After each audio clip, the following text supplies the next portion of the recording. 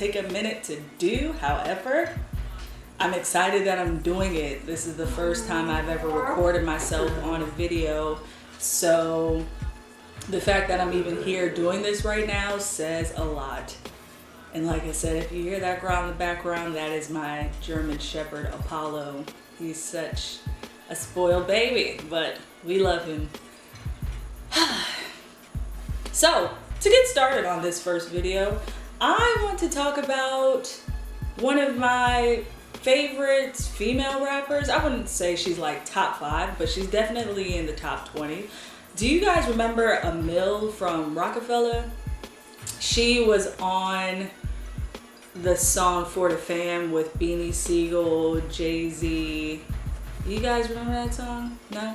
Okay, do you guys remember Can I Get a woo woo? That song with Jay-Z? That song. Okay, yeah, she was on that. And Jigga what? Jigga who? That's A.M.I.L. A.M.I.L was actually one of Jay-Z's female proteges back in the early 90s. As you can see, I pulled out my trusty notes, but I'll try not to look down at them because I have studied this script for a good 12 hours. So A.M.I.L, she, like I said, she was a female prodigy of Jay-Z back in the 90s. And if you know Jay-Z's track history, he had a tendency of bringing a lot of females to Roc-A-Fella, Rihanna, Tierra Marie. And actually, Tierra Marie was dubbed the first princess of Roc-A-Fella.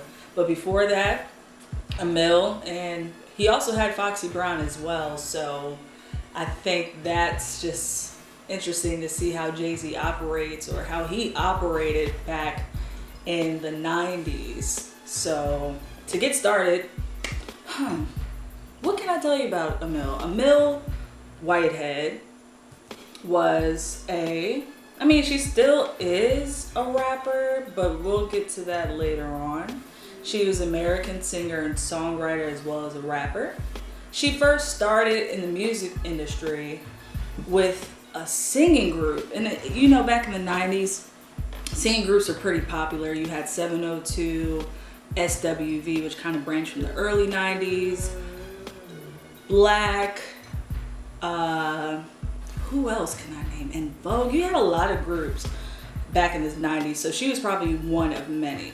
Anyway, before signing with Jay-Z, she was a part of a female group called Major Coins. Now, they weren't pretty popular, but they did get some attention from Roc-A-Fella, specifically Jay-Z, when he wanted one of the singers to rap on his album, Hard Knock Life 2. However, being a little messy in the music industry, besides getting the lead singer of Major Coins to rap on his song, he asked A.M.I.L to do it. A.M.I.L declined because she didn't want to go behind her friend's back. So that's really cool that she had some loyalty to her girls, even though this was Jay-Z. So, being fair and being the kind person that he is, Jay-Z did allow both of the singers to get on his song. Now, after the breakup in 1999, A.M.I.L decided to go solo and she left Major Coins. Once she went solo, she went back to Jay-Z and decided to be a part of Roc-A-Fella. She worked under Jay-Z as well as Beanie Sigel and Memphis Bleek on future projects that they would have in their career. And in 1999, after A.M.I.L did a few songs with Jay-Z and all the artists that I had mentioned before, she was able to perform on the Hard Knock Life tour.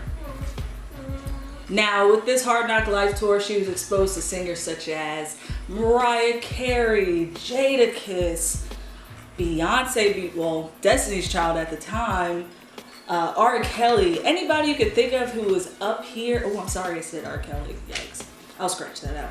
Anybody who was up here in the 90s, A.M.I.L got to be around after being a part of the Hard Knock Life tour. So she was able to get exposure. She was on a few songs with Mariah Carey after the Hard Knock Life tour. She was also on a song with Jadakiss. Fast forward to September 19th, 2000, A.M.I.L had the opportunity to drop her first album, A.M.I.L, All Money Is Legal.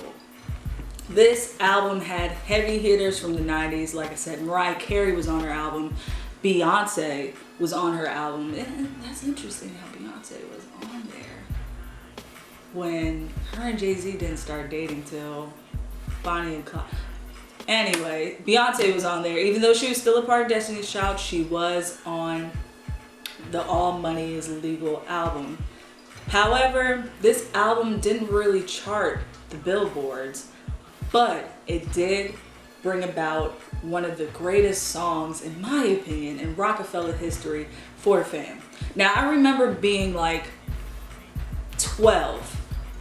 I wasn't really a big Jay-Z fan. I mean, I knew about It's a Hard Knock Life. I knew all the songs that everybody knew when we were kids. However, I never knew about this song for the fam until one morning I was listening to MTV Jams, and I think my mom was downstairs, so I wasn't allowed to listen to this before school, but I was listening to MTV Jams or MTV Hip Hop, MTV Rap, something was on, and this song, do do do do do, and I was like, wait, what is this? Now, I knew who Beanie Siegel was, I knew who Memphis Bleek was because they were from Philly. My family, my mom's side, they're from Philly, so I was aware of those artists, but I've never heard of this song. Knew Jay-Z, knew the other three, didn't know who the girl was on the song. The main artist on the song actually was A.M.I.L.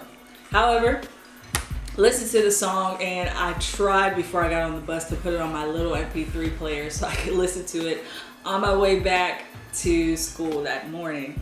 And I love that song so much. I tried to learn the lyrics, watched the music video. I wanted to be like A.M.I.L. Like, that song was just, maybe it was the contribution of each rapper. I don't know, but A.M.I.L, I must have ignored her on past Jay-Z songs because her voice was like raspy. She wasn't too sexy. She wasn't too hood. She was right in the middle. And I liked that about her. And I kind of wanted to be her. So after school, I went home. I asked my mom about some Roc-A-Wear. Give me a necklace with my name on it. I really liked the influence of A.M.I.L on For the Fam. Now, For the Fam hit. A.M.I.L kind of hit the charts with that song. But like I said, her album All Money Is Legal didn't really have leverage. And in pure true Jay-Z Roc-A-Fella fashion, the decline of A.M.I.L hit, and we stopped hearing from her again. Now,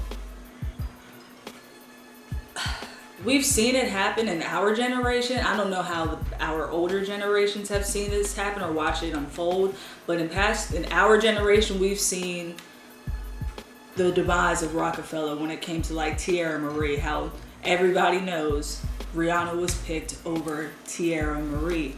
I don't care what you gotta say, how you wanna put it. Everybody knows when Rihanna hit us with that, come Mr. DJ, some funny replay. That was it. Tierra Marie, and she tried. I know she tried. She had I Ain't Have No Daddy Around when I was growing up. She had that song. She's is there any boys around know how to make a girl? That song, I'm sorry, like I can't sing. But yeah, once Tierra Marie hit and Rihanna came on to the Americas, career was over. But anyway, back to A.M.I.L. The album kind of flopped. The only thing that was keeping it up here and keeping it relevant was For the Fam. So that helped. However, it didn't get her far. I mean, she did have a song on the Nutty Professor called Hey Poppy, but that was it. And she was in a video briefly for that song. Like I said, she was in a music video briefly for the Nutty Professor, but that didn't last long. After a few years and a few failed projects with Major Coins and her own stuff for Roc-A-Fella, eventually she fell off with Roc-A-Fella, and there goes her career. Now, there wasn't any bad blood in between her, Jay-Z, Roc-A-Fella, Damon Dash. There wasn't any bad blood, but Roc-A-Fella was changing for the better. they were looking to, or Jay-Z was looking to rebrand without telling anybody else. All right then, but why you didn't call me? You want to make excuses, you can talk all you want. This is trash. And A.M.I.L just happened to be one of the casualties that got affected alongside Memphis Bleak, Diplomats, Beanie Siegel, and even Dame Dash.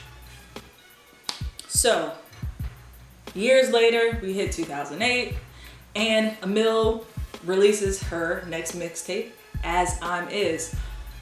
Now, she did have popularity in the mixtape circuit, but even with her name and as a former label mate with Jay-Z, as a former Roc-A-Fella signee, it didn't hold too much weight and it didn't get pretty far. So, A.M.I.L took a long hiatus up until our great uncle Charlemagne released some type of donkey of the day where he explained that A.M.I.L had released a mixtape using a bathroom type beat. I don't know. I'll play it at the end so you guys can hear it. Anyway, A.M.I.L, she just fell off. I mean, she had a few interviews, she had a few songs, but she kind of fell off alongside a lot of artists. I'm surprised I haven't seen her on Love and Hip Hop, but you know, with the way Mona Scott works, who knows? She might be on Love and Hip Hop New York. I don't know. I'm just speaking that into existence because I'm really curious to know what she's doing in 2020. But in a interview with Vibe magazine, one of the interviewers asked her, what was the relationship like between her and Jay-Z?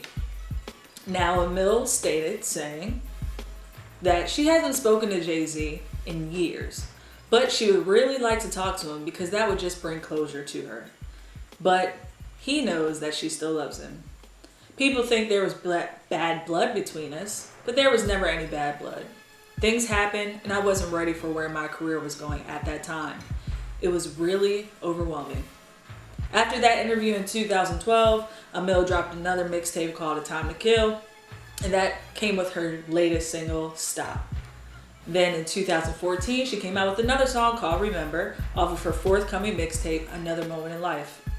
Like I said, after 2014, A.M.I.L kind of was on pause and was under the radar.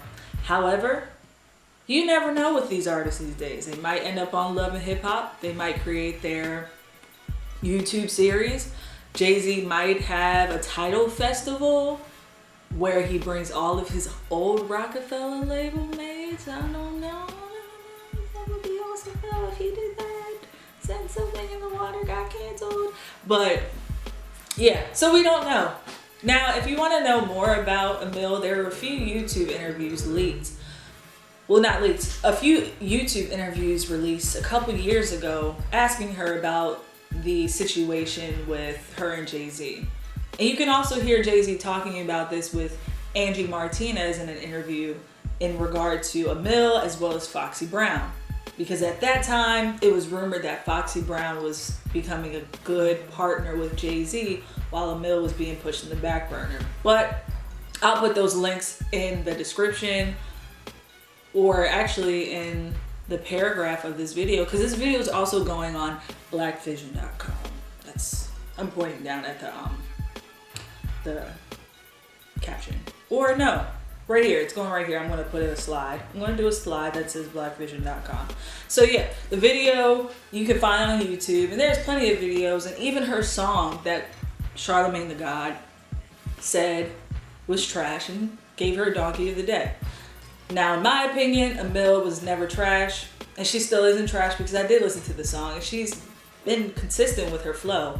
Her raspy voice, her get money lyrics and content, that's what made me like her. She didn't have to sell her body. She didn't have to talk about doing this, doing that, taking your man, you know. She was all about the money.